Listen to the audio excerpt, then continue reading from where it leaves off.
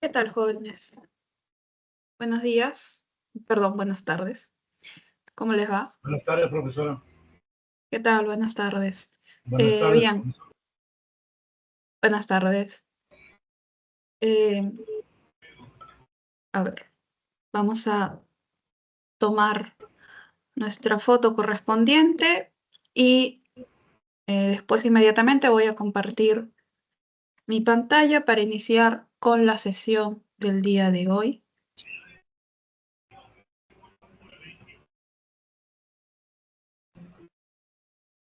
Ah,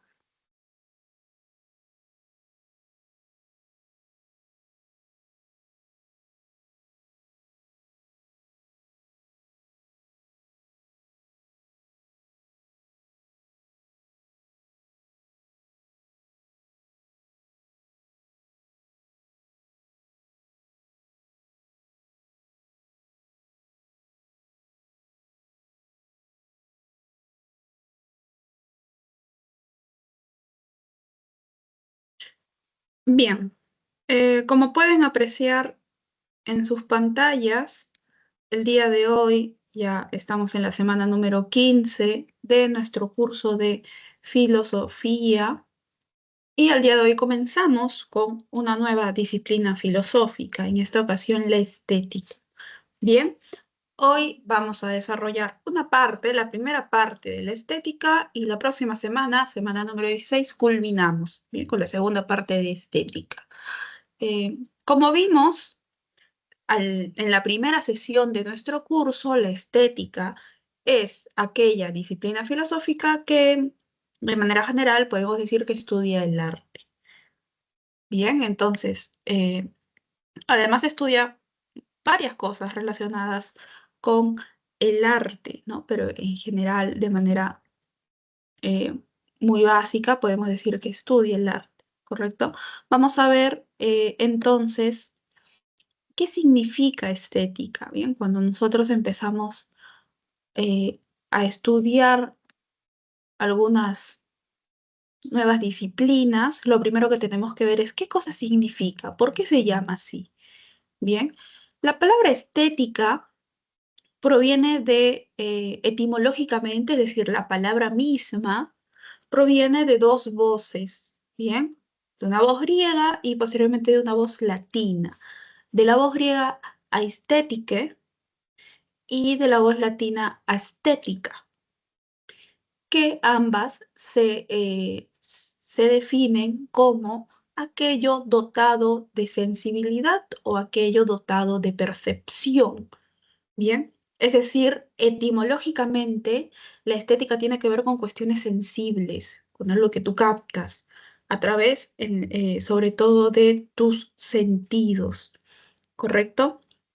Esto es etimológicamente. Posteriormente, ya cuando la estética pasa a ser una disciplina filosófica, se dice que ella es la disciplina filosófica encargada de estudiar el arte, las características del arte, las manifestaciones artísticas, las valoraciones en el arte, los juicios artísticos, los juicios, claro, los juicios estéticos, perdón, en las valoraciones artísticas o estéticas, bien, todo lo que se puede estudiar en relación al arte desde la filosofía se encuentra en el campo de la estética. ¿Quién es la primera persona en utilizar la palabra estética? ¿Son los griegos? No. Es este señor que tú tienes aquí en tu pantalla, Alexander Gottlieb Baumgarten. Bien. Eh, Filósofo nacido en Berlín, que fue precisamente la primera persona en utilizar el término estética. A partir de el acuñamiento del término estética hecho por Gottlieb, es que posteriormente vas a encontrar muchos filósofos que ya no van a hablar solamente de arte o de lo bello, sino también van a utilizar el término estética. Estética en tanto como concepto de, a partir de la filosofía, del estudio de lo bello. en principio de lo bello, luego el término va a ir variando, ¿correcto? Y por ejemplo ahora en filosofía del arte o en estética, que por ahí también hay un debate, ¿no? Si decimos filosofía del arte, por ejemplo, si estudiamos las concepciones artísticas de los antiguos, ya que eh, posteriormente es que se acuña el término estética, no podemos hablar de estética de los antiguos, sino de arte, entonces por ahí también hay una especie de discusión, pero no es una discusión mayor. Bien, entonces, se utiliza el término estética en tanto, primero, para hablar del estudio de lo bello dentro de la filosofía, pero esto va a ir evolucionando y, por ejemplo, actualmente el campo del estudio del arte en general, de la filosofía, también involucra conceptos como, aparte de lo bello, ¿no? Sería lo contrario, lo grotesco, lo feo, lo brutal dentro del arte, también son objetos de estudio de la estética actualmente como disciplina.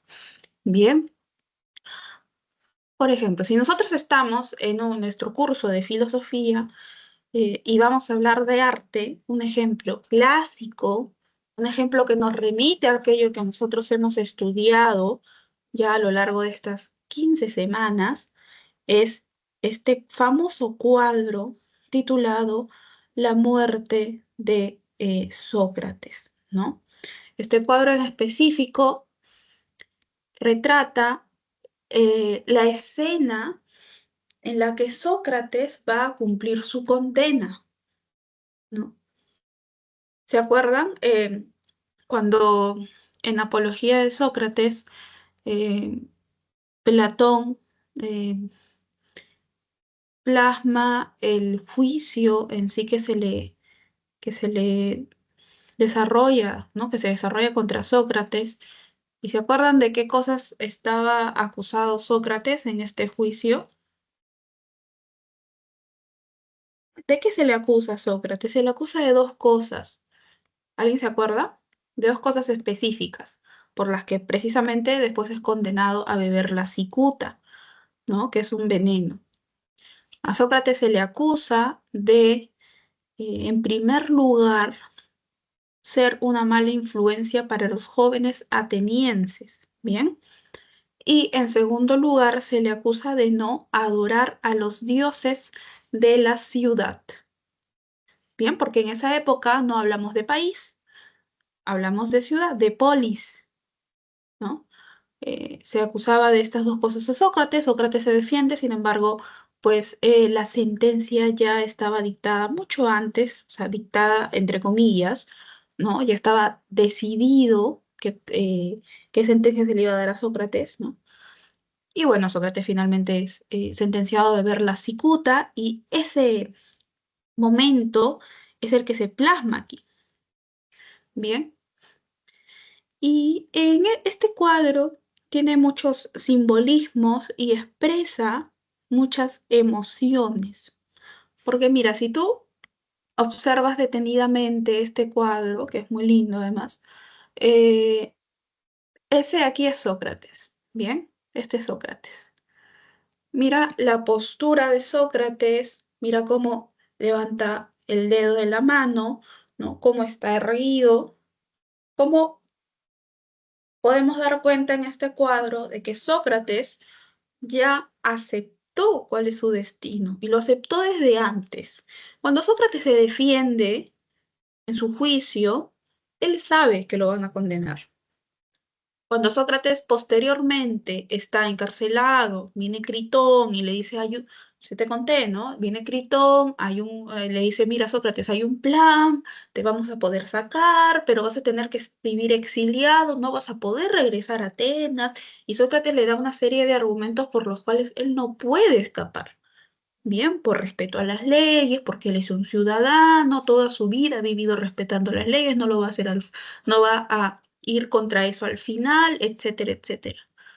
Bien, pero en este cuadro, en el momento exacto en el que va a cumplir su sentencia, cuando Sócrates ya prácticamente en los últimos momentos de su vida sigue firme en su decisión, ¿no? De respetar las leyes. Él sabe que la sentencia, bien, como lo saben todos sus discípulos, que la sentencia no fue justa, bien, que hubo una especie de manipulación de las leyes, bien, pero acepta la sentencia porque él vive bajo lo que dictan las leyes.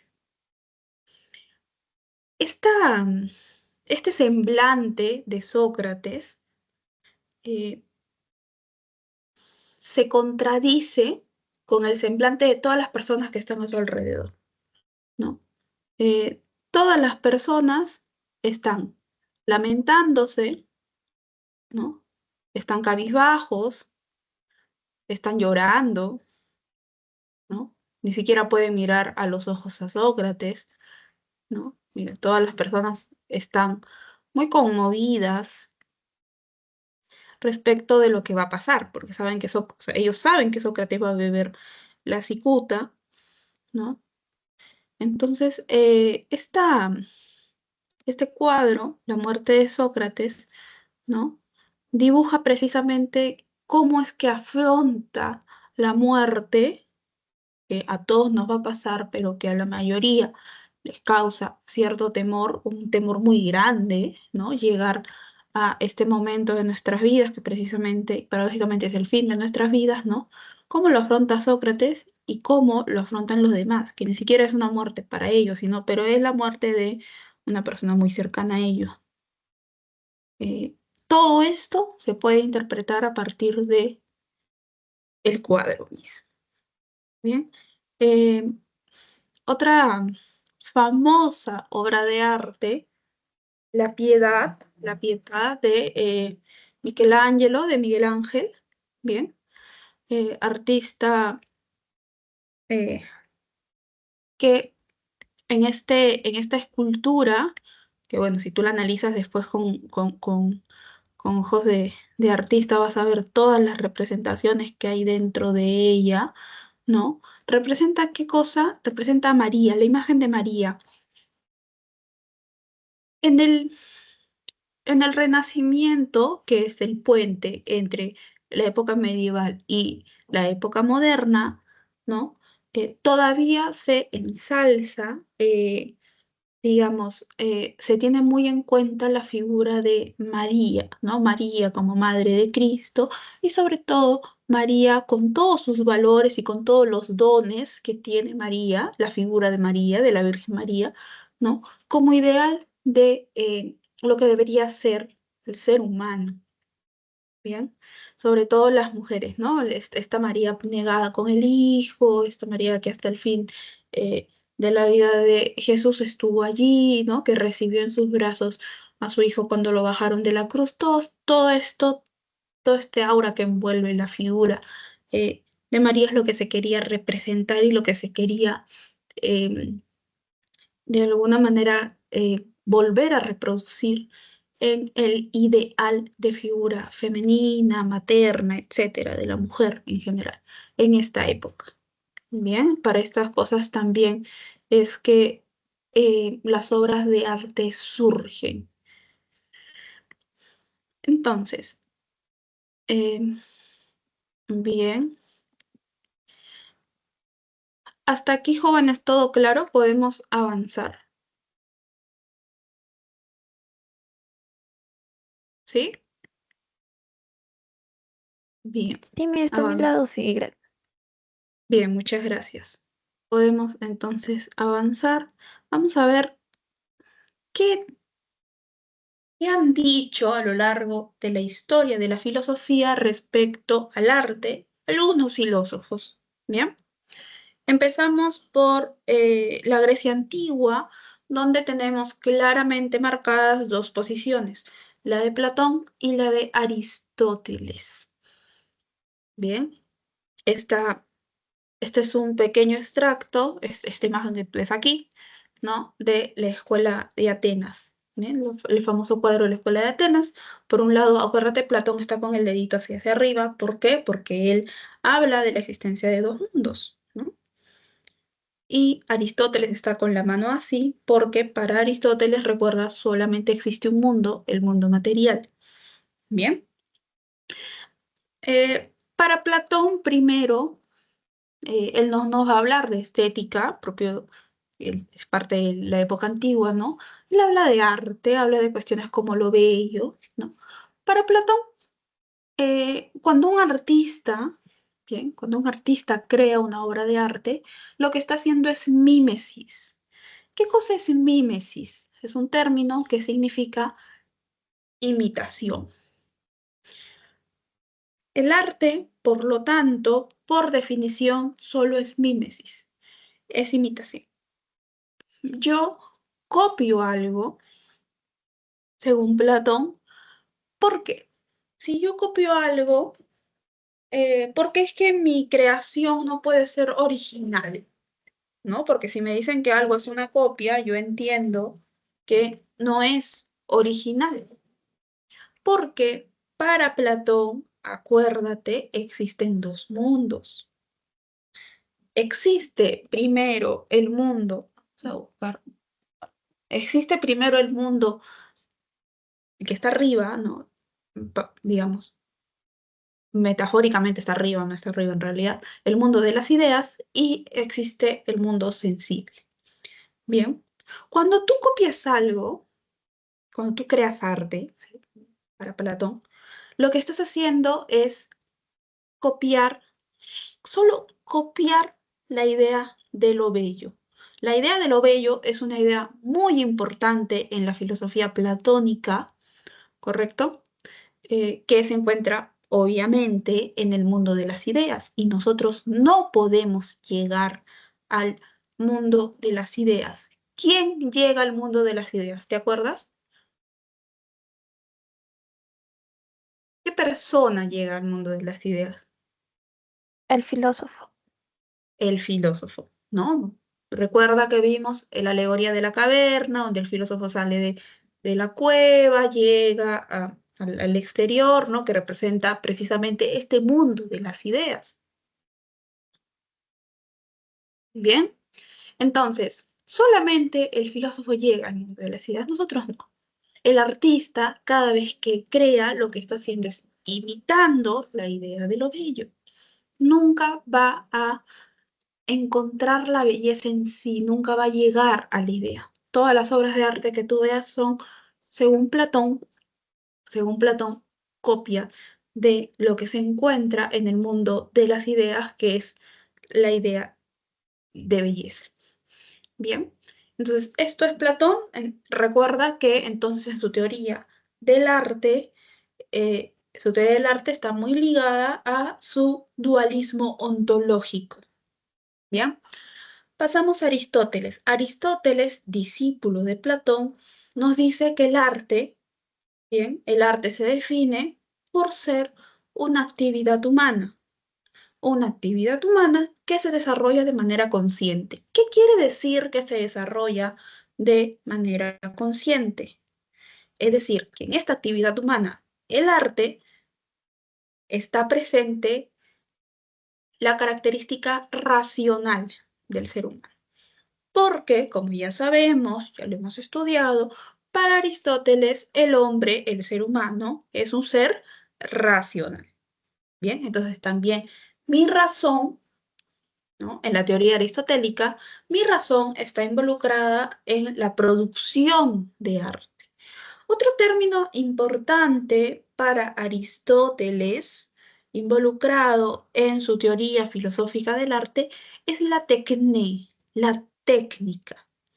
Bien, yo, artista, si voy a producir algo, es una actividad humana, está involucrada mi razón, pero algo muy importante es que la técnica, me da las herramientas o los pasos que yo debo seguir para poder crear mis obras de arte, ¿no? Mira, por ejemplo, esto es cerámica, es un bullito de cerámica, ¿no? Para yo crear este buito de cerámica, o el artista que creó esto, ¿qué ha hecho? Un día se levantó y dijo, voy a hacer un buito de cerámica, ¿no? Con líneas así, que de colores como marrón y amarillo, ¿no? No. Lo primero que tuvo que hacer fue aprender los pasos para crear, ¿no? Ciertas obras de arte. Bueno, digamos que esto sí es parte del arte, ¿no? Eh, ¿Y cómo aprende esto? A través de su razón. El hombre aprende esto a través de su razón. Sigue estando muy presente la característica de ser racional en Aristóteles. Bien, entonces esta es la diferencia, pues, entre Platón y Aristóteles respecto a sus teorías del arte. Bien, para Platón es imposible que nosotros eh, lleguemos a la idea de belleza, ¿por qué? Porque hay dos mundos, mientras que para Aristóteles, ya que solamente hay un mundo, sí podemos producir cosas bellas.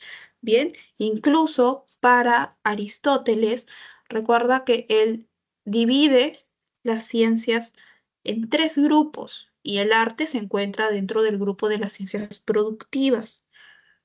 Bien, el arte es precisamente, ¿no?, la ciencia. Acuérdate que para él ciencia es una definición muy distante a la que tenemos hoy, ¿no? El arte es aquella ciencia de producir cosas bellas. Producir cosas bellas a través de tu razón, ¿no? De aprender algo a través de la técnica también. Y cuando tú ya tienes el conocimiento de cómo se producen esas cosas bellas, puedes crear tus piezas de arte o obras de arte. Bien. Hasta aquí, claro, jóvenes, ¿quedó claro esta época? ¿Podemos seguir? Sí, por mi parte sí. Bien, gracias. Bien, a ver, ¿qué? Ahí estoy. Luego, en la época moderna nos encontramos con un filósofo que ya hemos visto varias veces, el señor Immanuel Kant, filósofo alemán, quien en su vasta obra filosófica eh, todo su sistema filosófico y su filosofía en sí está marcada por, sobre todo, tres libros fundamentales. Bien, primero tenemos la crítica de la razón pura, luego la crítica de la razón práctica y por último la crítica del juicio, también titulada la crítica de la capacidad de juzgar. Es precisamente en este último texto eh, que en realidad sirve de puente entre las dos primeras críticas, en donde Kant va a desarrollar su teoría su teoría de estética, porque Kant va a entender estética como lo vimos en la primera lámina, ¿no? O sea, como lo vimos como etimológicamente, básicamente. Bien, va a va a entender el término estética, sobre todo lo va a ligar con cuestiones de sensibilidad. Bien, Eh, pero algunos términos que nosotros ya hemos visto a lo largo de las distintas sesiones que involucran a Kant, porque Kant tiene textos para casi todas las disciplinas filosóficas, bien, eh, hay un término muy importante que es transversal a todo aquello que Kant va a plantear. Y es el imperativo categórico. ¿Te acuerdas qué decía el imperativo categórico? Había dos formas de expresar el imperativo categórico. ¿Cuál es una de ellas? ¿Alguien se acuerda?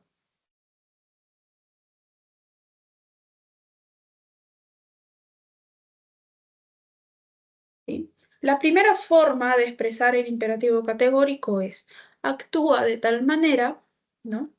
Actúa de tal manera que siempre cuando vas a actuar pienses en que tu acción se vuelva universal. O sea, actúa de tal manera que quieras que todos actúen así en una situación parecida. Bien. Y la siguiente es ver a todo hombre o a todo ser humano como un fin en sí mismo y nunca como un medio. Esta última sentencia del imperativo categórico de alguna manera va a ser traspasada a su concepción estética. Para Kant, el arte, bien, el arte también tiene un fin en sí mismo.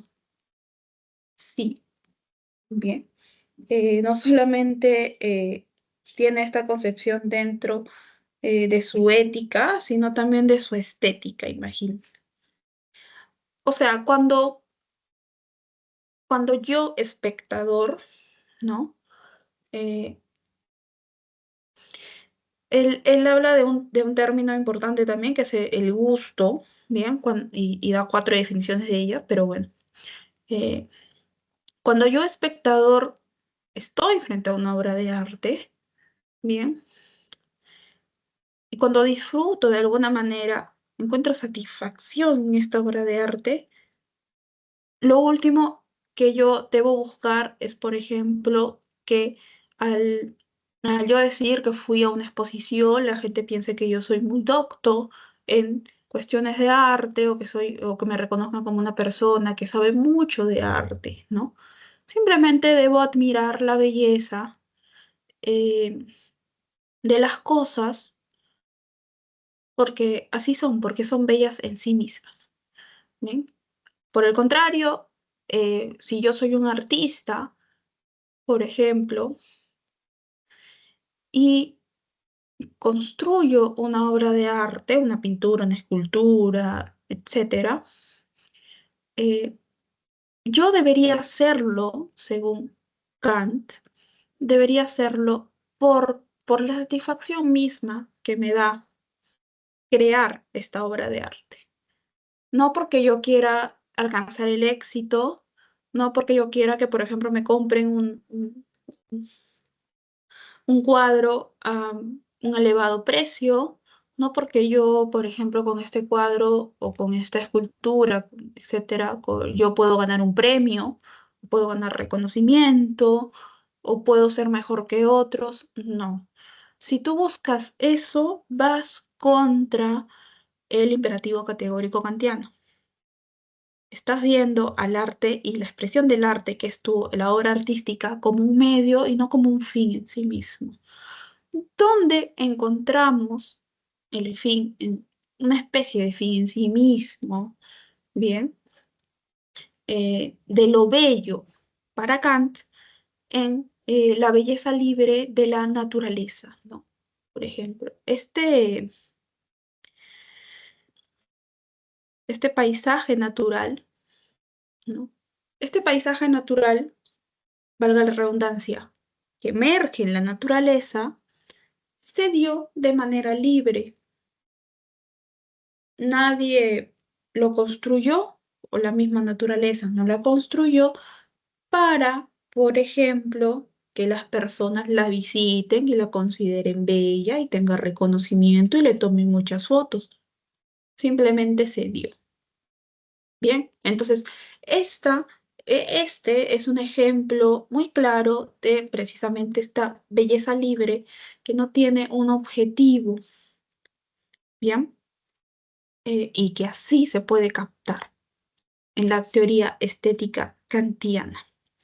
Eh, por ejemplo, ¿no? En nuestro país, ¿qué cosas se consideran bellas y que han sido productos de la naturaleza, que nadie ha, eh, digamos, que no han conocido mano del hombre, como se dice, ¿no? Existen muchos valles naturales, muchos paisajes naturales que después han sido descubiertos por el ser humano. Luego, bueno, vienen algunas políticas de conservación, etcétera, etcétera, pero eh, el espacio sigue siendo creado por la naturaleza. Bien.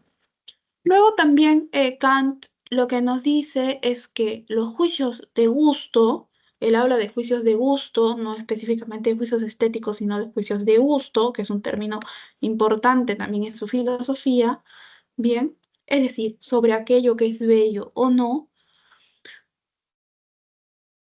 son estos juicios que nosotros podemos tener, bien, individualmente. Por ejemplo, imagínate que nosotros los que estamos presentes aquí hacemos un viaje en grupo a la ciudad del Cusco y visitamos la montaña de los 7 colores, ¿no? Cuando está en su esplendor, una montaña muy linda. Imagínate que la vemos y nosotros sin decir nada, Bien, compartimos un juicio de gusto. Para nosotros, este paisaje, esta montaña es bella, ¿no? Pero si nos empiezan a preguntar, es un juicio de gusto primero subjetivo. Bien, primero subjetivo, está en nosotros. Luego, eh, esto que él va a llamar universalidad subjetiva, es decir, dentro de nosotros, cada uno de nosotros como sujetos individuales expresa a través de su juicio de gusto que, por ejemplo, la montaña de los 7 colores es bella, ¿no? Luego, este juicio de gusto, que en un principio es subjetivo, se vuelve objetivo. ¿Por qué? Porque todos nosotros poseemos algo, racionalidad, o si se quiere, sentido común. Bien, a través de esta racionalidad que tenemos todos, podemos concluir que ese paisaje es bello. Bien, qué duda cabe, ¿no? Es muy poco probable que venga alguien y diga, no, a mí esa montaña me parece lo más feo que he visto en mi vida. No, Juan diría no, porque en principio esa universalidad subjetiva, ese juicio de gusto dentro de cada uno, deriva en un juicio de gusto objetivo a través de la razón que todos poseemos. Y dentro de nuestra razón, recuerda, todos poseemos categorías mentales, que también eh, es una cuestión que está en todos nosotros. Y a través de ello es que podemos emitir juicios de gusto que en última instancia se tienen la característica de ser objetivos. Bien, entonces en la época moderna esta es la concepción kantiana que tiene también presente, como hemos visto, términos de eh, otras disciplinas filosóficas en donde encontramos también eh, la filosofía de Kant. Bien, entonces avanzamos, llegamos a el siglo XIX,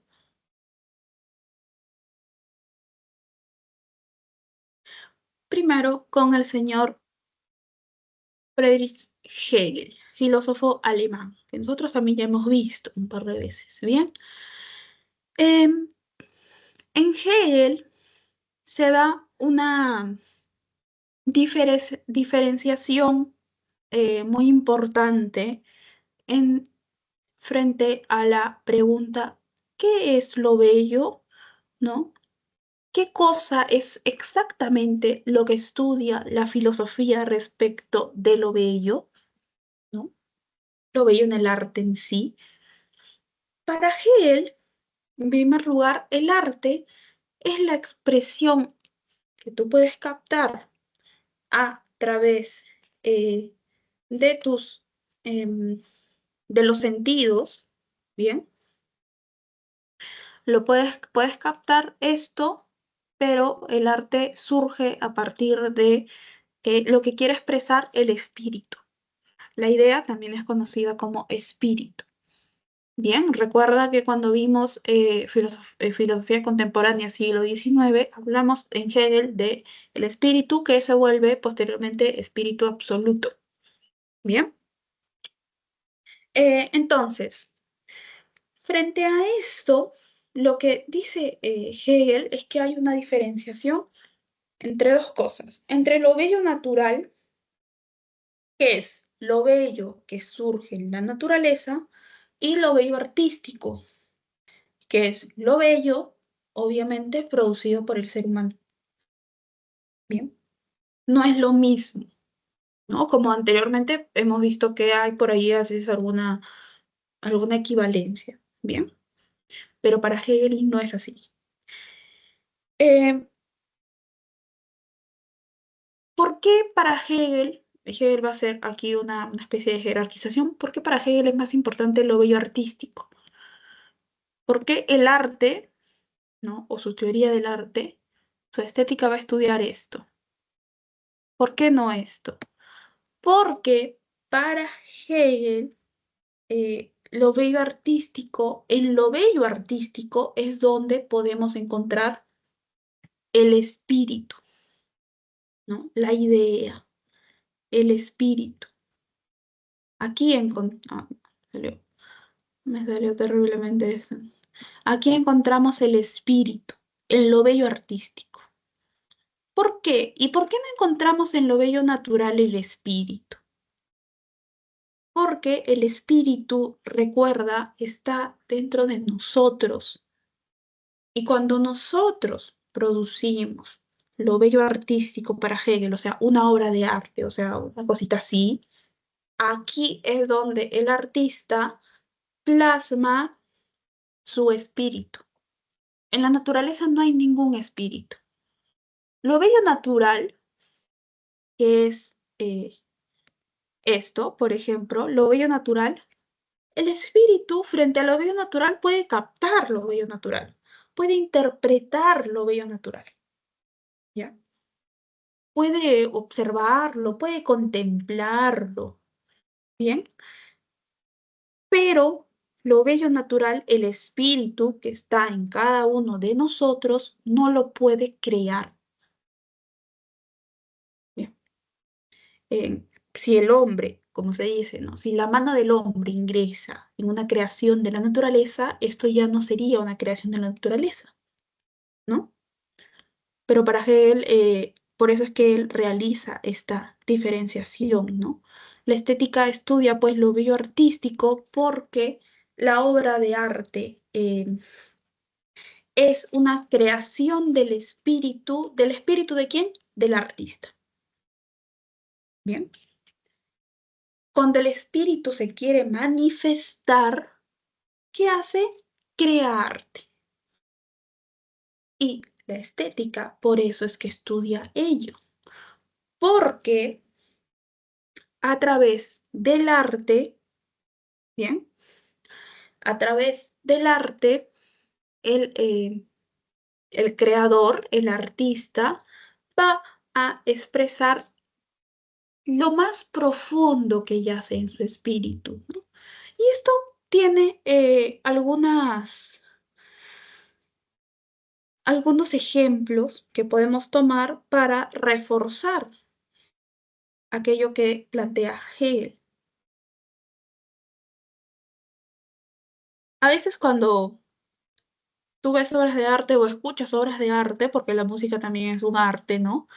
A ti te gusta, por ejemplo, un cierto género musical, y a veces tu artista favorito, ¿no? Presenta una canción, imagínate tu artista o tu grupo favorito, ¿no? Y dicen lo siguiente cuando van a presentar esta canción. "No, esta canción nace de lo más dentro de mí, porque es una experiencia que yo viví muy personal y he intentado plasmar todo aquello que siento a través de las letras, ¿no? Y también de la música misma, y por eso es que se pudo publicar esta canción, o un disco, imagina. Según Hegel, entonces, en esta canción o en este disco de tu artista o de tu banda favorita, ¿qué encontramos? Encontramos la expresión del espíritu. Bien, en una primera instancia es así. Por ejemplo, aquí tenemos la famosa eh, Noche estrellada sobre el Rónado de Vincent Van Gogh, ¿no? Eh, Pintor, artista universal, impresionista, considerado impresionista por muchos teóricos del arte, en donde Van Gogh a través de esta obra representa precisamente esta escena, y a través de los colores, ¿no? Se puede estudiar lo más profundo que Van Gogh puede expresar a través de esta obra, ¿no? Las siluetas, las luces, y bueno, esto ya pertenece a el ámbito de un estudio que corresponde precisamente a la teoría del arte, etc., ¿no? Pero esto, Hegel nos diría que es la expresión del espíritu, de lo bello que yace dentro del espíritu de Van Gogh, ¿no? Toda su obra sería eso. Y bueno, sabemos por las cartas que le envió Van Gogh a su hermano, eh, Theo Van Gogh, que casi en todos sus cuadros, lo que él expresaba era precisamente lo que pasaba en ese momento en su vida, ¿bien? En cada etapa de su vida. Bien, ahora, hay un término muy importante para Hegel que es la muerte del arte. ¿Qué pasó? ¿El arte ha muerto en realidad? ¿No? Entonces, profesora Hegel estaría de acuerdo, por ejemplo, con a veces esta gente que dice, no sé, la música ha muerto porque hay géneros que cada vez más nuevos, que en realidad no tienen nada que ver, no son artísticos, ¿no? Y dicen cosas con las que mucha gente no está de acuerdo. No. En primer lugar, Hegel lo que va a hacer es diferenciar a lo largo de la historia tres etapas fundamentales en donde se desarrolló el arte. Bien, la primera etapa o la primera época es la época simbólica, el arte simbólico, en donde todavía, o sea, todavía se está empezando, bien, se está empezando a reproducir todavía obras de arte porque el espíritu y lo que se brinda al exterior todavía no está muy conectado. Un ejemplo de esto es la arquitectura que podemos encontrar en la cultura egipcia. Después tenemos el arte clásico, que es un ejemplo de Hegel, que da Hegel, por ejemplo, en la escultura de la Grecia antigua y posteriormente de Roma, en donde sí hay una buena conexión entre el espíritu, ¿bien? Y la materia, entre la materia y la forma. Bien, y lo podemos encontrar en un sinfín de obras de arte pertenecientes a la Grecia antigua y posteriormente a Roma. Luego, la tercera etapa es el arte romántico, en donde, según Hegel, encontramos precisamente la expresión del espíritu en su mayor grado a través de expresiones artísticas tales como la música, la pintura o la poesía. Por ejemplo, cuando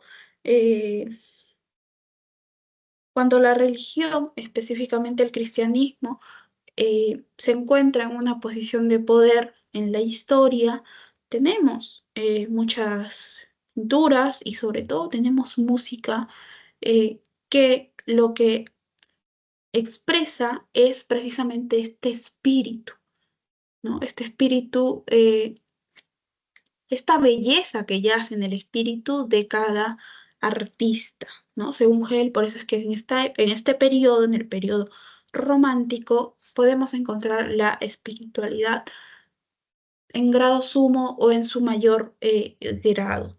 Bien. Posteriormente, dice Hegel que el arte ha muerto. En realidad dice, el arte ha llegado a su final. Bien. Lo que se conoce como el fin del arte, pero para evitar ambigüedades con la palabra fin, también se conoce como la muerte del arte. ¿Qué sucede? El arte, como hemos dicho en estos últimos minutos, en un principio el arte es la expresión del espíritu. ¿Bien? Y esta expresión del espíritu también nos da una verdad. El espíritu quiere expresar a través de las obras de arte su verdad. Pero ¿qué sucede? En un momento hay un límite para el arte. Ya no puede hacer esto el arte. Ya no puede expresar la verdad. ¿Por qué? Porque este papel se le quita al arte, se despoja al arte de ello y el papel de buscar la verdad, bien, lo toma la filosofía. Por eso es que para Hegel hay una muerte del arte. Quiere decir que si ya se murió el arte, ya no va a haber más obras de arte. No, el arte sigue, ¿bien? El arte sigue existiendo, pero ya no tiene esta finalidad primera que Hegel había expuesto. Es decir, los artistas ya no buscan expresar su espíritu, aquello que yace en lo más fondo de ellos, ya no buscan expresar una verdad, ¿bien? Buscan expresar cualquier otra cosa, porque el arte sigue existiendo, ¿bien? Pero su finalidad es cualquier otra cosa, no la que Hegel había dicho, porque esta finalidad, como el arte ya no tiene esta finalidad, viene la filosofía y dice, bueno, yo me encargo. Yo voy a buscar la verdad y yo voy a expresar la verdad. No voy a dar la verdad para los demás. Bien, entonces esta es la concepción respecto del arte para Hegel, filósofo del siglo XIX. Hasta aquí todo claro, jóvenes, podemos avanzar.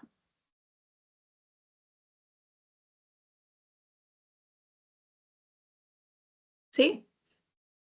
Bien, a ver,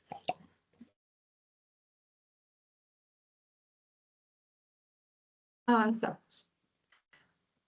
Seguimos en el siglo XIX con otro Friedrich, pero con Friedrich Nietzsche.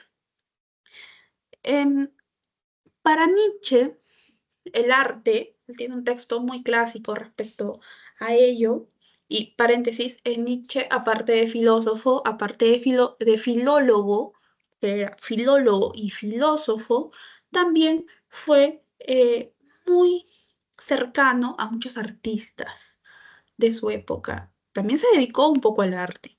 Bien, tocaba piano. Fue un amigo muy, muy cercano del músico mundialmente conocido Richard Wagner.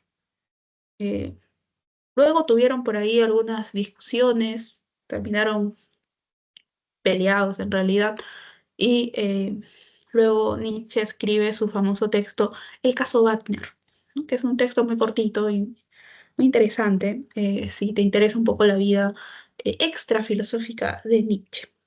Bien. Eh, para Nietzsche, si nosotros recordamos un poquito de lo que hemos visto con anterioridad en Nietzsche, en su texto El nacimiento de la tragedia, nos va a decir lo siguiente. Bien.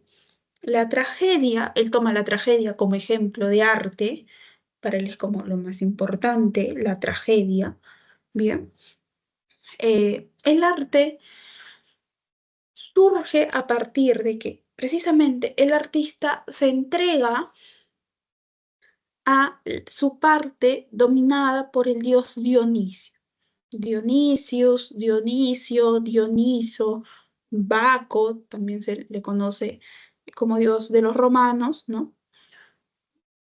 ¿Quién es Dioniso? Dioniso es el dios del vino. ¿Te acuerdas? El dios del vino, el dios de la embriaguez, el dios del desenfreno, el dios que representa todo lo oscuro, todo lo irracional. Ese es Dionisio. ¿Cuál es el dios totalmente contrario a Dionisio? Apolo. Lo apolíneo, diría Nietzsche. ¿No? Nosotros también tenemos, hay un lado del hombre que es lo apolíneo. Al contrario de Dioniso, Apolo representa la virtud, la luz, el sol. Por excelencia, Apolo es el dios del sol. Eh, Representa todo lo bueno, ¿no? Si Dionisio representa la irracionalidad del desenfreno, Apolo representa la razón, ¿no? Eh, lo controlado, eso representa Apolo. Apolo representa la individuación, cada uno, qué cosas somos, ¿no? Cómo cada uno se diferencia de los otros. Dionisio no, Dionisio representa el romper esta individuación, por ejemplo, cuando tú, ¿no? A veces te dicen, te entregaste a los placeres dionisíacos. Sí, ¿no? Cuando estás en la fiesta y te embriagas, bueno, espero que tú no, pero una persona se embriaga, está con la música así, ¿no? Eh, en un momento en donde precisamente todas estas cualidades del dios Dionisio se expresan, ¿bien? Esa individuación apolínea se rompe. eres uno más del montón que está allí, ¿no? En ese momento. Bien. El entregarse a estas características dionisíacas, al entregarte a ello, al artista entregarse a ello, es cuando acepta, ¿qué cosa? Acepta estos valores vitales que nosotros vimos hace algunas semanas atrás, ¿no? Que son valores que precisamente se contraponen a los valores cristianos occidentales que a lo largo de la historia, según Nietzsche, nos han querido imponer y que no nos representan, no representan nuestra naturaleza humana, ¿no? El arte, además, para Nietzsche, el arte es una respuesta al nihilismo, ¿no? O sea, el nihilismo es como preguntarte, ¿y qué sentido tiene mi vida? Ah, mi vida no tiene ningún sentido, ¿no? No saben para qué vivir. Pero como el arte es esta entrega a los valores vitales, que son precisamente valores que representan la verdadera naturaleza humana, te va a dar un sentido para vivir, según Nietzsche. ¿No? Esto representado en la tragedia. El arte, además, es una expresión de la voluntad de poder. La voluntad de poder es esta capacidad que tiene el ser humano para siempre querer más, ¿no? Es un término muy importante también, no solamente dentro de la filosofía del arte de Nietzsche, sino de toda su filosofía. La voluntad de poder tiene mucha relación con los valores vitales, ¿no? Con el vitalismo de Nietzsche. La voluntad de poder es el siempre querer acumular más, siempre superar, ¿no? Y según Nietzsche, esto es lo que caracteriza al ser humano. No, el ser humano no es por esencia aquello que nos han enseñado los valores cristianos, occidentales, ¿no? Según los cuales debemos nosotros ser piadosos, nosotros debemos vivir una vida austera, porque si vivimos así en este mundo terrenal, cuando estemos frente a Dios, vamos a ser recompensados. Para Nietzsche eso no es simplemente. Va en contra de la naturaleza del ser humano. Bien, nos han mentido toda nuestra vida. Lo que quieren es que nosotros seamos siervos, seamos hombres débiles, dice. ¿No? Pero si un artista, por ejemplo, se entrega a esta vía de lo dionisíaco, acepta estos valores vitales, ¿no? Estos valores reales del ser humano, va a lograr llegar, ¿no? Superar a todas las personas que representan al hombre débil, ¿no? Al siervo. No va a estar por el camino de lo contrario, ¿no? El hombre fuerte, el amo, el que acepta su naturaleza en sí. Y de esa manera es que va a crear arte. Bien, entonces esta es la segunda posición de la época contemporánea del siglo XIX del filósofo alemán Friedrich Nietzsche. Seguimos a ver qué más tenemos. Eh, Llegamos a la época contemporánea con otro filósofo alemán, Theodor Adorno.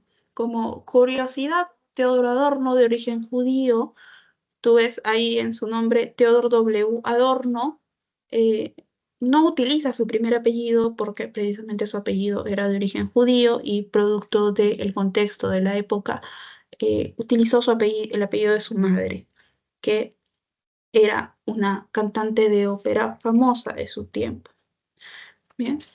Adorno, filósofo alemán, miembro fundador de la conocida Escuela de Frankfurt, eh, fue, además de filósofo, sociólogo y musicólogo. También estuvo muy ligado al arte. Bien. En su texto publicado póstumamente, Teoría Estética, Adorno va a plasmar su concepción respecto del arte, de la posición del arte, un análisis del arte y del artista, de las obras de arte, etcétera, etcétera.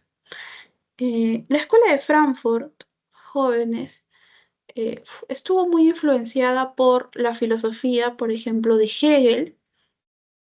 Adorno incluso tiene una tesis eh, titulada Las tres tesis sobre Hegel. Eh, Estuvo muy influenciada por la filosofía de Karl Marx y también por un grupo estuvo muy influenciado por el psicoanálisis, específicamente por Freud.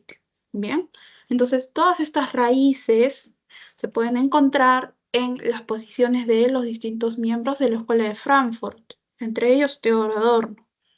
Em, Adorno, y aquí se parece un poco a Hegel, nos dice, comienza su teoría estética con una frase que va a englobar mucho, mucho de lo que él va a escribir después. Dice, eh, es evidente que eh, respecto al arte ya nada es evidente. Es decir, ¿qué podemos decir del arte? ¿Podemos definir el arte? Para Adorno no podemos definir el arte. Para Hegel tampoco podíamos definir el arte. Bien. ¿Por qué no podemos definir el arte en palabras de Adorno? Porque las concepciones que nosotros podamos tener sobre el arte, sobre qué cosa es arte, qué cosa se puede considerar artístico, a quién podemos considerar artista, etcétera, etcétera, solamente eh, si damos una definición, esta definición va a funcionar en un determinado tiempo. Bien, gracias a su formación como sociólogo eh, y también como filósofo, Adorno nos va a decir que la concepción o definición que nosotros podamos tener respecto a la palabra arte va a cambiar, bien, va a cambiar dependiendo qué tiempo y qué espacio, ¿correcto? Para unas personas, eh, algo puede ser considerado arte en este momento, siglo XXI, año 2024. Para nosotros, peruanos, por ejemplo, en la sociedad peruana, algo puede ser considerado arte. Pero si esta obra de arte es mostrada, por ejemplo, a comunidades muy lejanas, ¿no? Comunidades de alguna parte del Asia o alguna parte de Europa, de repente para ellos no es arte. Bien, entonces, ¿por qué intentamos dar una definición universal de la palabra arte? Según Adorno, no es posible. Otra cuestión importante respecto del arte es que, ya que no podemos definir qué cosa es arte, bien, por este mismo cambio en tiempo y en espacio de las sociedades, entonces cada cierto tiempo va a surgir algo nuevo en el campo del arte. Y este algo nuevo siempre va a ser respuesta a algo que es pasado. Y de aquí una concepción muy, muy, muy importante en la teoría estética de Adorno es que para él, por esencia, el arte no puede ser conservador. ¿Qué quiere decir esto? El arte, por esencia, lo que es liberador y crítico. Crítico con cuestiones pasadas y crítico también con cuestiones que están pasando en ese momento, con cuestiones del presente. Bien, por esencia, el artista cuando crea una obra de arte va a expresar su sentir. Esto también podemos encontrarlo a lo largo de la historia del arte, a lo largo de diversas escuelas artísticas, diversos artistas, diversas corrientes, etc. Siempre vamos a encontrar alguna expresión artística que es contestataria, ¿no? Frente al statu quo, o sea, frente a lo que se considera lo oficial o lo normal, Bien, y en el Perú también hay algunas teorías o algunas concepciones respecto de cómo se ha desarrollado el arte. Por ejemplo, el pensador eh, peruano, que nosotros ya hemos visto en nuestra sesión dedicada a filosofía latinoamericana y peruana, don José Carlos Mariátegui tiene un texto, un libro muy chiquitito, titulado El artista y la época.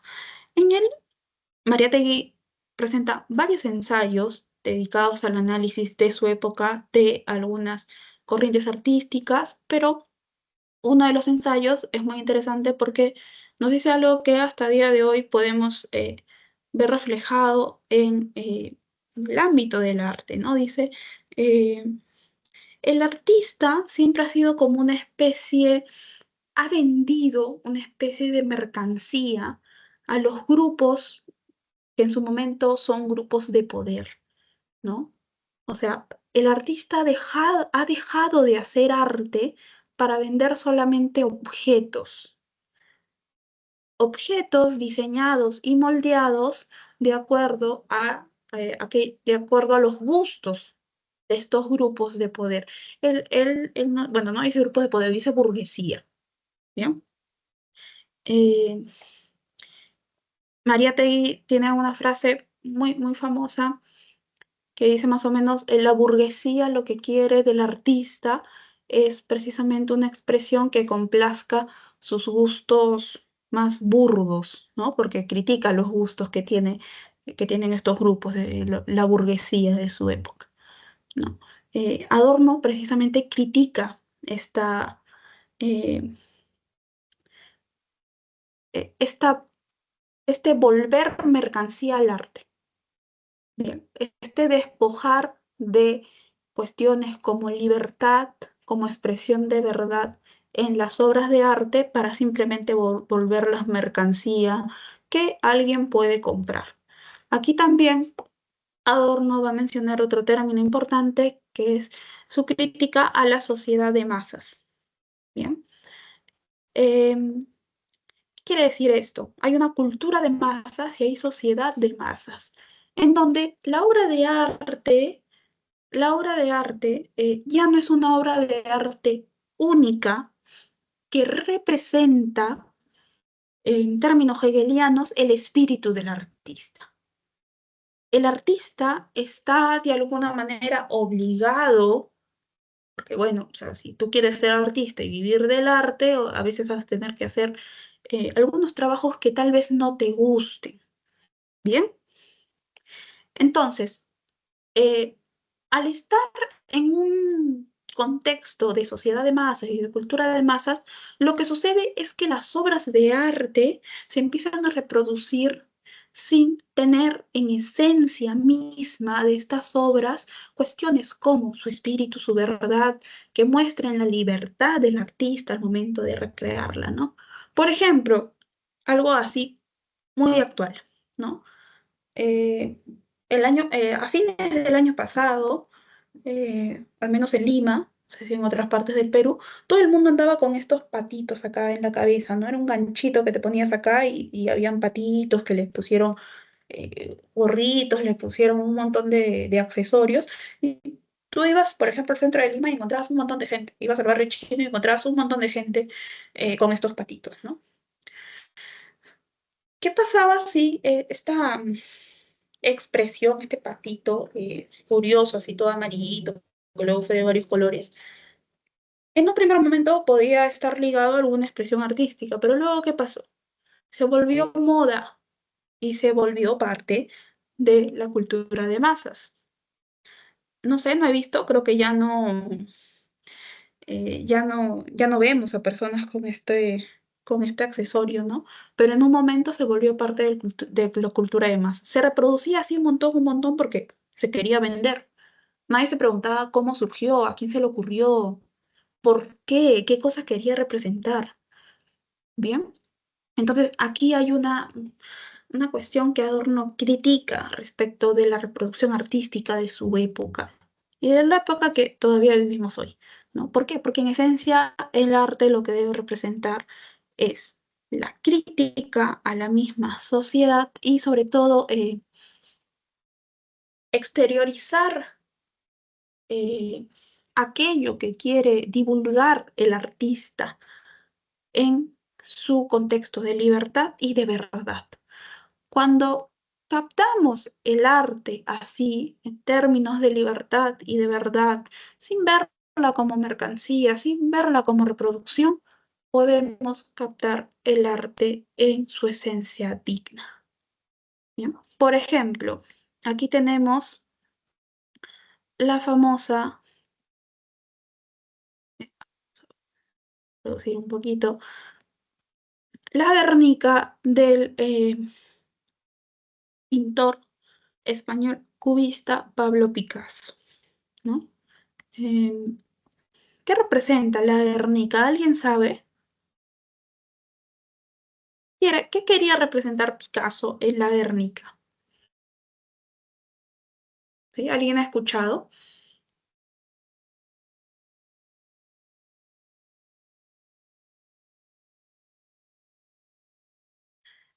En la Guernica, que fue un pedido del gobierno español en realidad, Picasso representa el bombardeo de Guernica. Bien, es decir, está criticando los efectos de la guerra, ¿no? Picasso, nosotros lo conocemos como un artista, un pintor eh, que fue parte de la escuela del movimiento cubista. Bien, entonces si tú ves la Guernica así, dices, ah, bueno, como él era cubista, entonces lo que está haciendo es eso. Ah, en realidad sí, pero si tú ves más a fondo los elementos de la Guernica de Picasso, vas a encontrar expresiones como estas, expresiones como estas, ¿no? ¿Qué está criticando aquí? Los efectos del bombardeo de un lugar, ¿no? Criticando los efectos de la guerra. Bien, las consecuencias, si ves aquí, aquí veo bastantes rostros. Eh, entonces, por esencia, lo que nos quería mostrar, mira, lo que está diciendo Picasso aquí, bueno, a partir de varias interpretaciones, porque hay un sinfín de interpretaciones, y aquí no vamos a hacer precisamente una clase de teoría del arte, pero lo que expresa Picasso aquí es precisamente su crítica frente a estas situaciones, ¿no? De guerra, ¿no? ¿Qué tan necesaria es la guerra? Mira las consecuencias que trae la guerra. Gente que no está involucrada termina pereciendo, ¿no? Eh, este cuadro, La Guernica de Picasso, es solamente uno de los ejemplos eh, respecto sobre todo, ciertas actividades humanas, ¿no? Por este lado tenemos la famosa persistencia de la memoria de dadaísta Salvador Dalí, surrealista en realidad, eh, en donde encontramos, ¿no? Los clásicos relojes que se están derritiendo.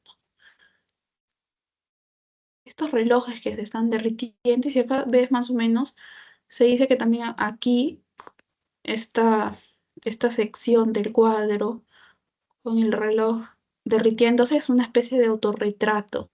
Es decir, Dalí aquí se autorretrató. Bien. Eh, la persistencia de la memoria de Dalí, vamos a ampliar un poquito, lo que está criticando en realidad a grandes rasgos es cómo es que nosotros percibimos el tiempo, ¿no? En realidad el tiempo es tan estático como las sociedades la asumen. En realidad siempre nos falta tiempo. Aquí también encontramos algunas influencias del psicoanálisis, el cual Dalí también era conocedor. Eh, A través de este cuadro y de algunos cuadros también que forman parte de la obra de Dalí, se critican precisamente concepciones actuales, concepciones de su época, y que podemos traer incluso a nuestros días, ¿no? ¿Por qué la gente actualmente siempre está tan apurada? ¿No? ¿Por qué a veces damos cuenta de que la gente está corriendo? ¿Por qué la gente siempre dice, nunca me da tiempo para hacer nada?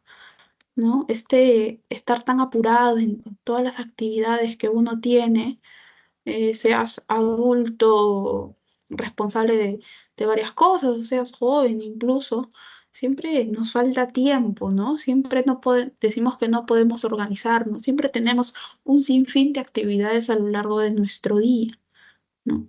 ¿Cómo percibimos en realidad el tiempo?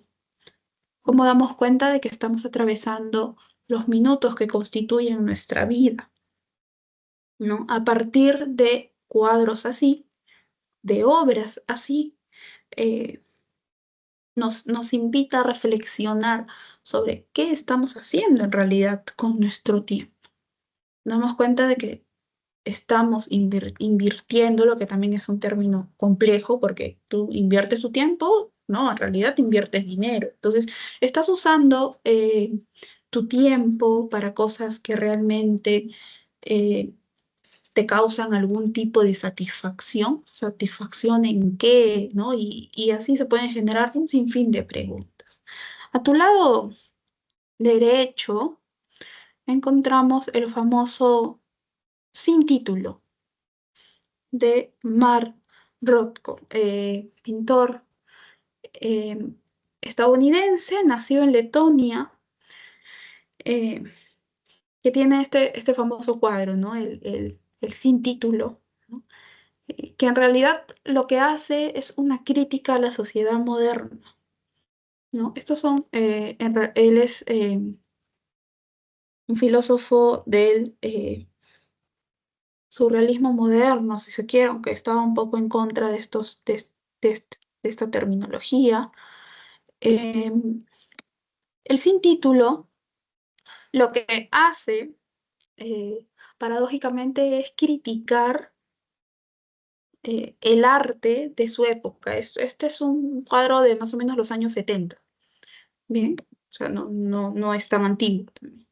Entonces, lo que critica Rothko a través de esta obra es precisamente la concepción de el arte en la época actual, ¿no? ¿Todo se puede considerar arte? Ah, bueno, si todo se considera arte, tomo un lienzo, lo pinto de negro, pinto la mitad de gris y listo. Tengo una obra de arte. ¿Quién me puede decir que no es una obra de arte? No, pero es solamente dos, dos rectángulos que forman un cuadro. Pero ¿por qué no podría ser una obra de arte? ¿Quién dicta qué cosa es o no es una obra de arte actualmente? ¿No? Y estas cuestiones rígidas que después se volvieron un poco nebulosas respecto a qué cosa podemos considerar arte y qué cosa no podemos considerar arte, también son criticadas a partir de distintos movimientos artísticos, ¿no? Hemos visto noticias, por ejemplo, en donde la más clásica es esta, en donde tomaron una banana, un plátano, la pegaron con una cinta en una pared y durante mucho tiempo la gente pensó que era una obra de arte eh, en una galería y durante muchos días la gente se paraba frente a este objeto ahí pegado en la pared pensando que alguien lo había hecho, que alguien había razonado, que alguien había meditado durante mucho tiempo para presentar esta obra de arte, ¿no? Es una especie también de criticar eh, los límites que actualmente, o no límites, se han puesto respecto de las consideraciones sobre las obras de arte. Bien, entonces estos son algunos ejemplos en los que podemos encontrar presentes algunas concepciones de adorno actuales respecto de su teoría estética o su teoría del arte. Ahora, las valoraciones estéticas o las valoraciones artísticas y los juicios estéticos también forman parte de aquello que estudia la estética como disciplina filosófica. ¿Bien? Es innegable, pues, que todas las obras de arte tienen algo, un contenido de acuerdo al cual nosotros podemos emitir juicios estéticos, ¿no? Valoraciones a través de la figura de los juicios estéticos. ¿Cómo se dan estos juicios estéticos? Tenemos dos filósofos que nos van a hablar precisamente de estos juicios estéticos. Por un lado, el filósofo inglés empirista, que nosotros ya hemos visto, el señor David Hume, quien en este ámbito del arte, la filosofía dedicada al arte, la estética, nos dice que eh, no todos, no todas las personas estamos calificadas para emitir juicios estéticos. Bien, los juicios estéticos solamente pueden ser emitidos por ciertas personas. ¿Quiénes son estas personas? Aquellas personas que están capacitadas, aquellas personas que han estudiado, ¿no? Que conocen ciertas reglas, procedimientos, que están más cercanas a las teorías, por ejemplo, del arte. Bien, no cualquiera puede emitir juicios estéticos. Por ejemplo, y esto se puede aplicar, pero en situaciones muy específicas, ¿no? Eh, Idealmente, si se hace una convocatoria, por ejemplo, a un concurso de arte en donde se va a seleccionar un ganador y, digamos, la consigna es en un lapso de 5 horas poder pintar sobre un lienzo, ¿no? Digamos, un óleo sobre lienzo, cierto paisaje, ¿no? Se inscriben alrededor de 30 personas, son artistas todos, y en un espacio determinado y en un tiempo determinado se da la competencia, ¿no? Imagínate. Y el jurado está representado por, no sé, profesores de bellas artes, artistas independientes, artistas reconocidos, algunos artistas extranjeros, etcétera, etcétera. Hume diría que estas personas sí están calificadas para emitir juicios estéticos, ¿bien? Porque tienen una formación que soporta, ¿no? Que sirve de base para estos juicios que ellos emiten, ¿correcto? Si tú, por ejemplo, tú que digamos, bueno, yo sé de arte porque vi por ahí alguna serie sobre arte, sobre música y sobre pintura, entonces yo puedo calificar, yo diría que no. No tienes una formación estricta para poder emitir un juicio estético y especialmente para ser parte de un jurado de arte, ¿no? ¿Vemos que esto se cumple? No, ¿no? En realidad, no digamos, si estamos de acuerdo con Hume, diríamos, debería cumplirse. Sin embargo, por ejemplo, en nuestro país, en la televisión abierta, a lo largo del tiempo, hasta hace algunos años, siempre hay estos tipos realities, concursos de canto, de baile, de arte en general, ¿no? Y a veces uno está viendo eso y dice, ¿y quiénes son estos jurados? Y el jurado es, no sé, el conductor de televisión eh, X, y es un concurso de canto. Esa persona no canta, no tiene una formación en arte, sobre todo en canto, no, o sea, es una persona que, digamos, llegó a la televisión, es muy carismática, bueno, y porque la gente lo quiere, lo pusieron ahí. ¿No? Lo ponen otra persona, bueno, la persona porque es amiga del productor, o sea, por cuestiones que no cumplen, según Hume, ¿no? no cumplen con las características para que esta persona pueda emitir un juicio siendo parte de un jurado. Sin embargo, está allí y califica, ¿bien? Califica a diversos concursantes, ¿no? Para Hume, entonces, no estaría cumpliendo los parámetros que son necesarios para emitir un juicio estético. Puedes emitir una opinión. O sea, yo como espectador puedo decir, ah, me gusta cómo canta esta persona, me gusta cómo baila esta persona, me gusta el cuadro que ha pintado esta otra persona, me gusta, ¿no? Es una opinión. No puedes emitir juicios estéticos. Bien. Por otro lado, tenemos a Walter Benjamin, filósofo y miembro también de la Escuela de Frankfurt, al igual que Theodor Adorno. Y dadas las influencias que comparten, para Benjamin, en realidad el juicio estético, o sea, no es como dice Hume, ¿no? Que hay que nosotros cumplir reglas, ciertos requisitos, parámetros, tener cierta formación, ¿no? Ser calificados dentro del área del arte en el que nosotros vamos a emitir juicios estéticos. No, no, en realidad el juicio estético se va a relacionar con el valor de cambio que tenga la obra de arte. El valor de cambio quiere decir cuánto cuesta, ¿no? Imagínate otra vez, porque no tengo otra cosa que pueda hacer obra de arte, ¿no? Imagínate que este buito tan pintoresco yo te diga, ah, yo me lo compré, ¿no? ¿Dónde te lo compraste? Yo me lo compré en el centro de Lima, saliendo de clases, ¿no? Y me costó 5 soles, ¿no? Ah, bueno, sí, ¿qué me dirían? Ah, bueno, está bonito, nada más, ¿no? Pero imagínate que yo te diga que este buito yo me lo compré cuando viajé a Europa y me encontré con un artista y que me contó toda su vida y me dijo cómo había conseguido los materiales para hacer esto, ¿no? Y yo le creí. ¿Y cuánto me costó? Me costó 150 euros.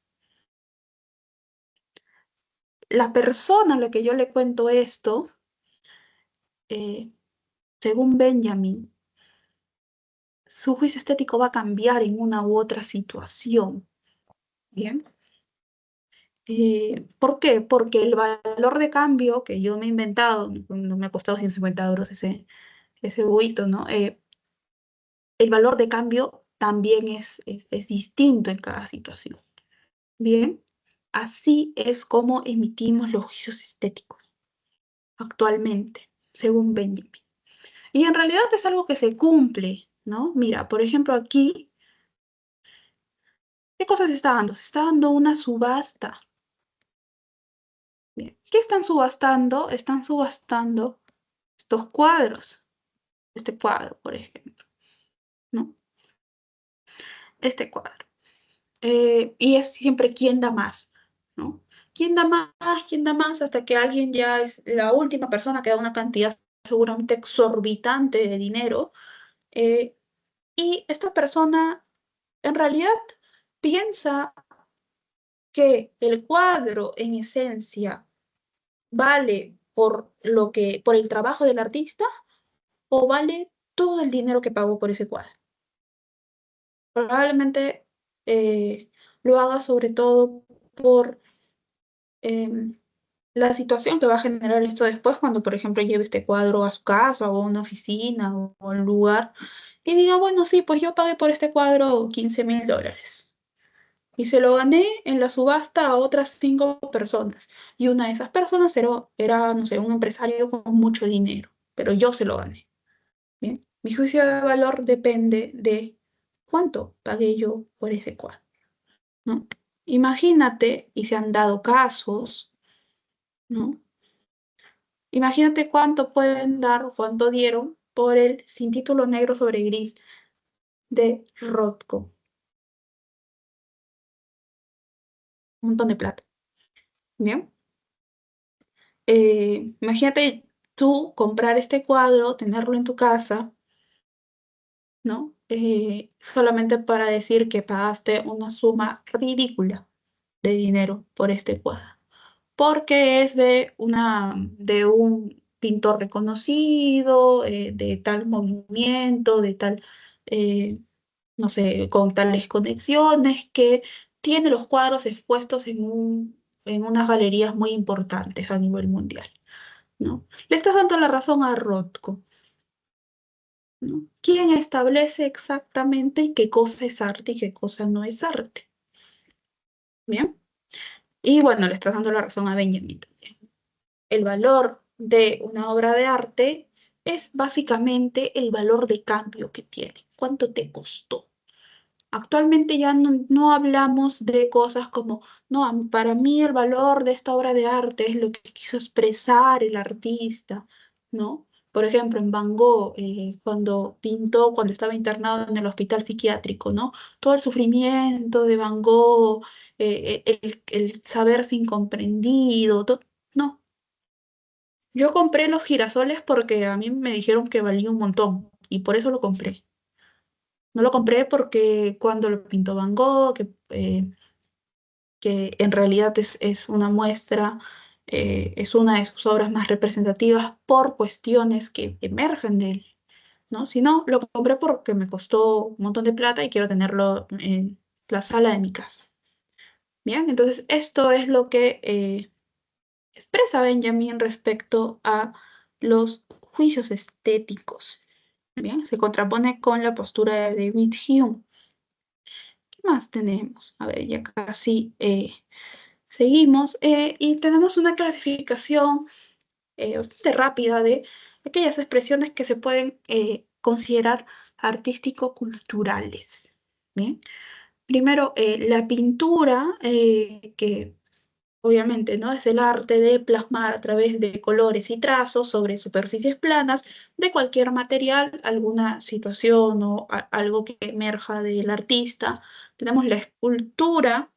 Recuerda que la escultura en la clasificación de los periodos artísticos de Hegel se encuentra en el periodo clásico, que es donde se relaciona más, de manera más adecuada la materia y la forma para Hegel. ¿Bien? Luego la literatura también es una expresión artística cultural. eh, un dato importante es que la primera clasificación de géneros literarios la realiza Aristóteles, que clasifica tres géneros literarios: la épica, la lírica y el drama. Bien. Eh, Porque sabemos que Aristóteles, eh, el gran proyecto de Aristóteles es una clasificación de muchas ciencias, ¿no? Él quería tener enciclopedias sobre las distintas ciencias, ¿no? Y también se encargó de estudiar la literatura. Luego la arquitectura, que es precisamente la construcción de edificios o monumentos, que en su mayoría, esto es algo que también se puede mencionar en la mayoría de clasificación de las artes que realizan algunos filósofos, como por ejemplo Hegel y Arthur Schopenhauer, que también tiene una clasificación de las artes. Siempre la arquitectura está como en la base de la pirámide, o sea, siempre le encuentran como el arte o la expresión artística más básica. ¿Por qué? Porque al momento de construir eh, estos edificios o lo que fuese, como en, en construcciones grandes provenientes de la arquitectura, encuentras siempre algunos desperfectos o cómo entra la luz, cómo encuentras oscuridad, etcétera, etcétera. Para muchos filósofos esto representan cuestiones imperfectas, precisamente, ¿no? Por eso es que siempre se encuentran en la base de la pirámide. Bien. Otra expresión artística es la música, que es el arte que se define por la unión de sonidos que, ojo, no cualquier sonido, sino sonidos que al oído de los demás puedan representar ritmos melodiosos y que, sean armoniosos. Bien. La música también ha sido objeto de estudio de distintos filósofos. Encontramos estudios de la música desde Pitágoras y desde los pitagóricos. tienen los pitagóricos, que son, claro, los seguidores de Pitágoras, los que siguen la escuela pitagórica luego de su muerte, tienen una teoría que nace un poco en Pitágoras sobre que en el universo también tiene una expresión artística a través de la música. Los astros del universo, todo aquello que compone el universo, está diseñado y está puesto en el mismo universo de tal forma que sí, a través de la matemática, porque sabemos que los pitagóricos también se dedican a la matemática, y en un momento la música está muy ligada a la matemática hasta el día de hoy. eh, si hacemos cálculos, podemos escuchar, ¿no? En realidad esto es algo muy teórico, melodías armoniosas precisamente, que si en algún momento se empiezan a juntarse estos astros, pueden emitir. ¿Bien? Luego tenemos el teatro que hemos visto, ¿no? El teatro también ha sido estudiado por Aristóteles, también por Nietzsche y por distintos filósofos. Luego el cine, que ya es una expresión artística un poco más moderna, entre comillas, porque toma elementos del teatro como el discurso, como la música, como la escenografía, como los actores, pero involucra también tecnología, ¿no? El cine se ha ido desarrollando a través de las tecnologías y nuevas tecnologías hasta llegar a lo que conocemos el día de hoy como cine, como vemos las películas cada vez eh, que se sirven cada vez de más tecnología para desarrollarse, ¿no? Cuando nace el cine, ¿quién se iba a imaginar que al día de hoy podíamos tener películas animadas? Era algo que no se concebía, pero gracias a la tecnología es algo que ha podido lograrse y desarrollarse. Bien, ya casi para terminar, la estética también estudia críticamente las manifestaciones artísticas, es decir, cómo a lo largo del tiempo cada sociedad, cada grupo humano, cada cultura ha hecho arte. ¿Y por qué ha hecho arte? ¿No? ¿Cuál ha sido el fin también? ¿Qué es lo que ha querido hacer? Bien, por ejemplo, en, eh, a ver, vamos a andar un poco. Aquí al lado izquierdo tenemos el discóbolo de Miró, que es una escultura que data de muchos años antes de Cristo, ¿no? Que se quería expresar allí en ese momento, por ejemplo, la admiración por el cuerpo humano específicamente del varón, ¿bien? En esta época, ¿no?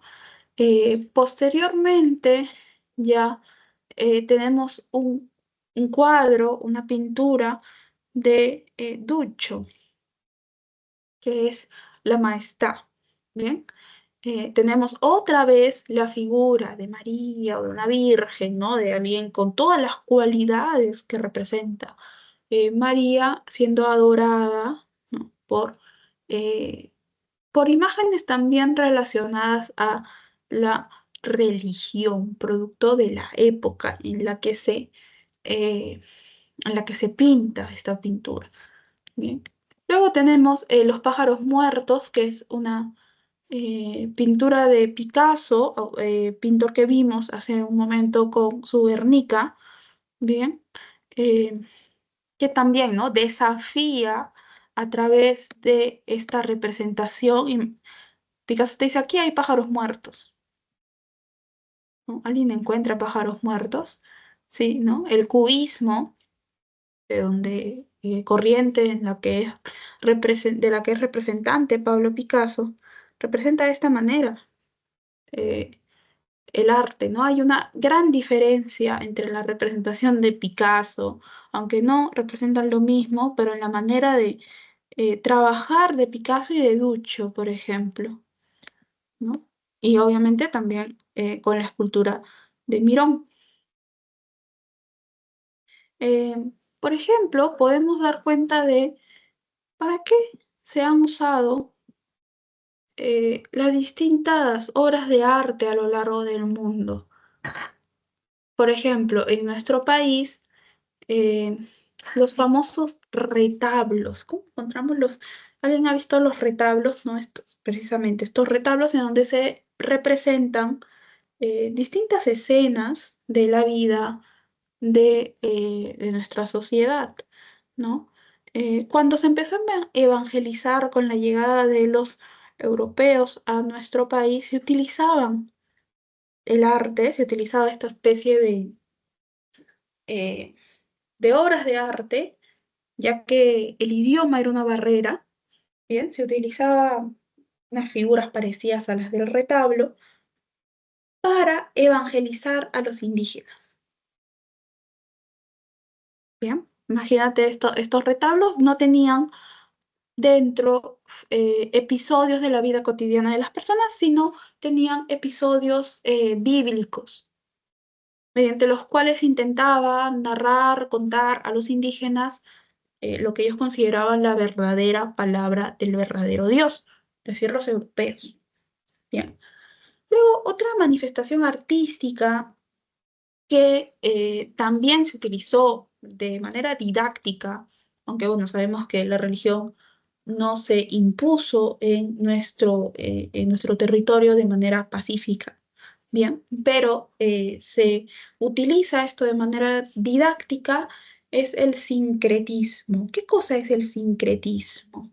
Eh, Términos religiosos se unen a representaciones que tenían las culturas de nuestro territorio antes de la llegada de los europeos.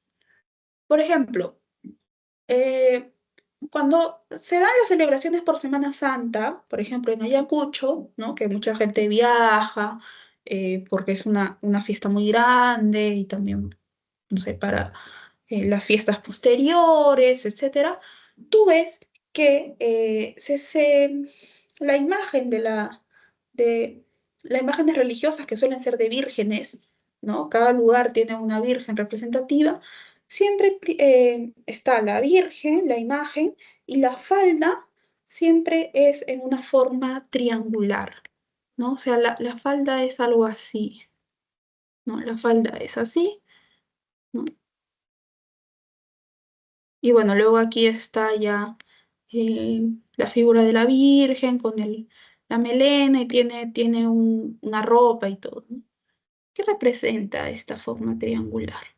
A través del sincretismo, esta forma es la unión de el catolicismo y la religión que estaba aquí antes de la llegada de los españoles.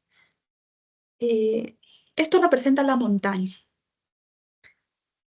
El Apu representa al Apu que adoraban los antiguos peruanos. Por ejemplo, esta unión se da así.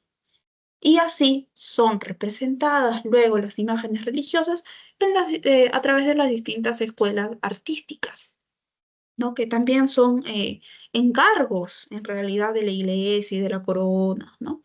Eh, estos estudios, más o menos, lo que yo te he dicho es algo sumamente básico, pero los estudios de las representaciones artísticas en las sociedades también son objeto de la estética. Bien, jóvenes, hasta aquí llegó la sesión del día de hoy. ¿Hay alguna pregunta? ¿Todo claro? Si no, con los minutos que nos quedan, procedemos a desarrollar algunas preguntas de esta semana. ¿Sí? ¿Todo claro?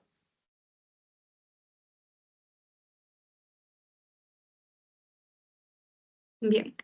Entonces, un minuto dejo de compartir y comparto el documento con las preguntas.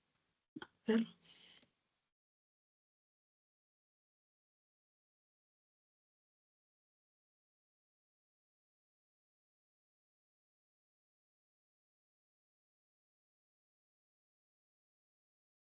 Bien. Eh, Tienen en su pantalla el documento con las preguntas correspondientes a esta semana. La lectura complementaria nos dice lo siguiente. El arte como fenómeno dionisíaco ennoblecido, el arte como la visión trágica del mundo, esta es la gran significación de lo dionisíaco, que el sufrimiento y la destrucción no son negaciones de la vida, sino sus condiciones. De esta fuente trágica brota una sabiduría que ve más allá del individuo y del efímero, que reconoce la eterna voluntad de vivir incluso en la destrucción y en el dolor. Este es un fragmento del texto que ya te comenté cuando vimos Nietzsche, El nacimiento de la tragedia. Bien. De la afirmación que nos dice el sufrimiento y la destrucción no son negaciones de la vida, sino sus condiciones, ¿qué podemos deducir? Podemos deducir, ¿qué cosa? Que la vida humana, según Nietzsche, se define por la ausencia de sufrimiento y de destrucción, que la comprensión de estos aspectos inevitables conlleva una visión profunda de la existencia, que el sufrimiento y la destrucción deben ser evitados a toda costa para alcanzar la felicidad, que el sufrimiento y la destrucción no tienen ningún significado en la vida humana ni en la estética, o que la vida solo tiene sentido cuando se evitan por completo el sufrimiento y la destrucción.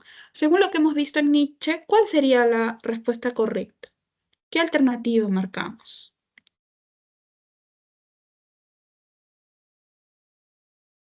Bien, el sufrimiento y la destrucción no son negaciones de la vida, sino sus condiciones.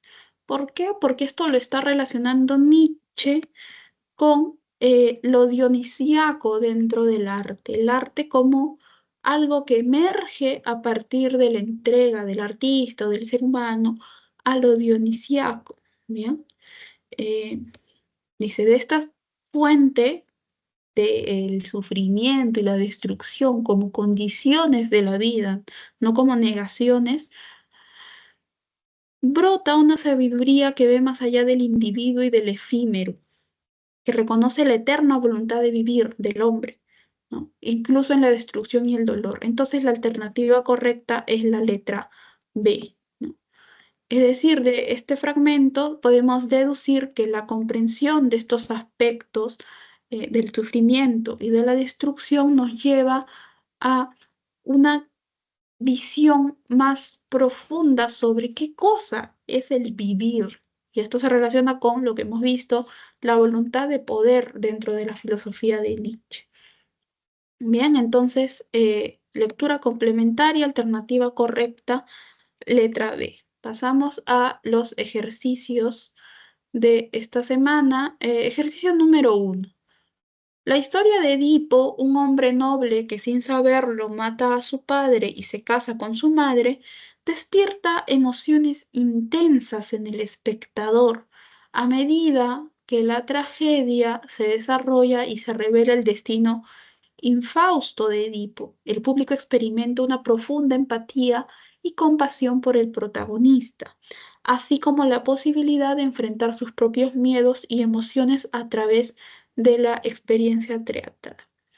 ¿Qué papel juega la catarsis en la tragedia griega de acuerdo con la teoría de Aristóteles?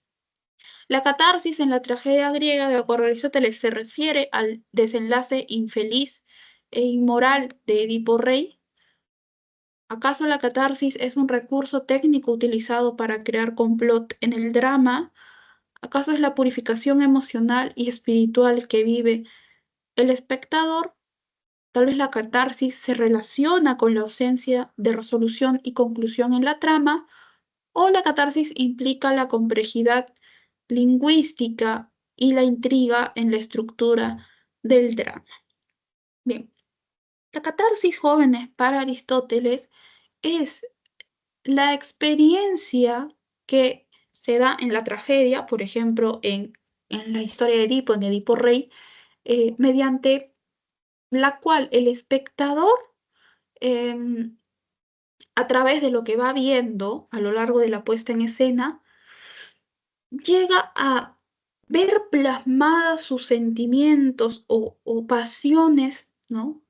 mías como espectador, yo las veo en los personajes. Y así llego a una purificación de mi espíritu, dice Aristóteles. Entonces, la alternativa correcta es la letra C. Bien, ejercicio número 1, alternativa correcta, letra C. Tenemos tiempo. Sí, tenemos tiempo para uno más. A ver. Ejercicio número 2. Marco considera que la contemplación de la belleza de una obra de arte genera un placer estético que no busca ningún beneficio externo, sino que se centra en la experiencia pura de la estética. Se deduce que el texto reafirmaría la tesis de Kant para quien que el juicio estético se basa en reglas conceptuales predefinidas. ¿O acaso para Kant el placer estético está vinculado únicamente a intereses prácticos y utilitarios? ¿O tal vez para Kant la belleza de una obra de arte es determinada por normas objetivas universales?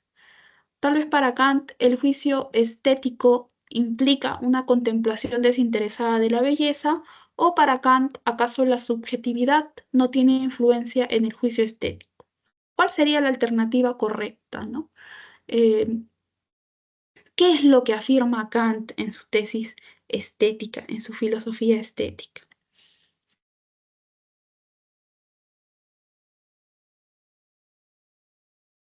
De acuerdo a lo que hemos visto, para Kant, ¿qué nos diría Kant? ¿Cuál de estas 5 alternativas, con cuál de ellas estaría de acuerdo Kant?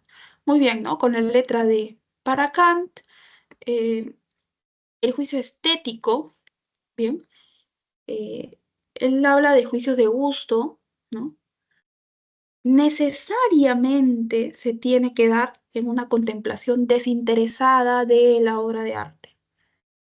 Bien, y la creación de la obra de arte también se da de manera desinteresada, porque recuerda que en su filosofía del arte o en su concepción de estética están implicados términos y concepciones que toma de otras partes de su filosofía. Por ejemplo, aquí encontramos también cosas muy similares, ¿no? Como él plantea su teoría de la estética. Es muy similar la forma en la que la plantea, con esta contemplación desinteresada, ¿no? Es muy similar al imperativo categórico que nosotros hemos revisado en nuestras sesiones dedicadas a la ética. Bien, Eh, bien, a ver, ¿nos da tiempo? Sí, nos da tiempo para una pregunta. La película La Sociedad de los Poetas Muertos aborda temas de represión, rebeldía y lucha por la libertad intelectual y emocional en un ambiente restrictivo y conformista. De este texto se infiere que este reafirmaría la tesis de Teodoro Adorno, para quien el arte es una mera expresión subjetiva de emociones individuales, o tal vez las obras de arte son la imitación fiel de la realidad contemporánea, tal vez la crítica social es la característica principal del arte moderno, o el arte invita a la reflexión crítica sobre la cultura y la sociedad. ¿O acaso la creación artística se basa en reglas universales e inmutables? Bien, recordemos que para Adorno, el arte o la obra de arte lo que nos va a llevar es a poder realizar, ¿no?, una crítica a la sociedad y a la cultura de la época. Puede ser actuales o incluso anteriores. Bien, entonces pregunta número 3, alternativa correcta, letra D. Dejo de compartir porque ya se va a cumplir nuestro tiempo y comparto inmediatamente otra vez las diapositivas con las 8 las 8 alternativas correctas de los ejercicios de esta semana. Bien, jóvenes, llegamos al final de la sesión del día de hoy. Muchas gracias por su atención. Les deseo una buena tarde y nos vemos la siguiente semana para seguir con el tema de estética y finalizar el tema de estética. Bien, hasta el próximo jueves. Gracias, Miss. Hasta la próxima. Hasta luego.